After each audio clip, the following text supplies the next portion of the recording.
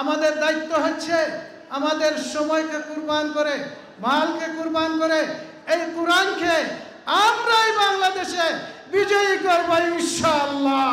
সেটার জন্য প্রস্তুত আছেন? আলহামদুলিল্লাহ রাব্বিল আলামিন ওয়া সালাতু ওয়া সালামু আলা সাইয়্যিদিল মুরসালিন ওয়া আলা আলিহি ওয়া সাহবিহি আজমাইন।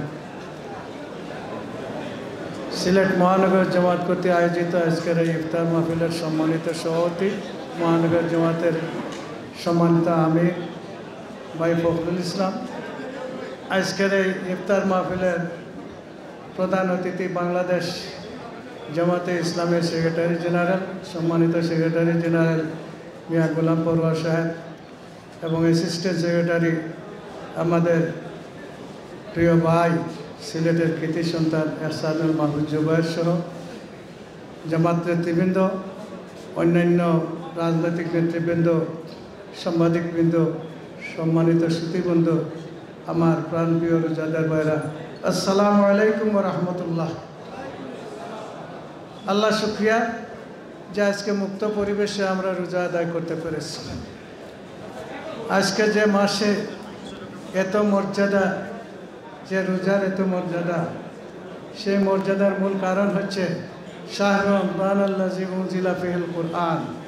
এই রমজান মাসে কোরআন নাজিল হয়েছে, আর এই মাসে কোরআন নাজিল হয়েছে এবং এই মাসে কোরআন বিজয়ী হয়েছে। এই মাসেই বদর যুদ্ধ হয়েছে। আজকে আমরা এত রোজাদার থাকা সত্ত্বেও আজকে এই বাংলাদেশে কোরআন বিজয়ী নেই। আজ কোরআন বিজয়ী না থাকার কারণে, কোরআনের শাসন না থাকার কারণে এই বাংলাদেশ দুর্নীতিমুক্ত হতে পারছে না, এই বাংলাদেশ পাপ থেকে মুক্ত হতে পারছে না।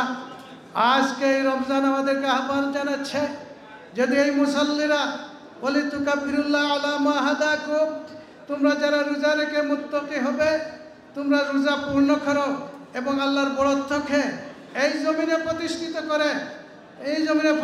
করে এই দেশের মানুষকে শান্তি দাও। তাই এই কোরআন এসেছে বিজয়ী হওয়ার জন্য, কোরআন শুধু তিলাওয়াতের জন্য আসে নাই, কোরআন এসেছে আমাদেরকে শাসন করার জন্য।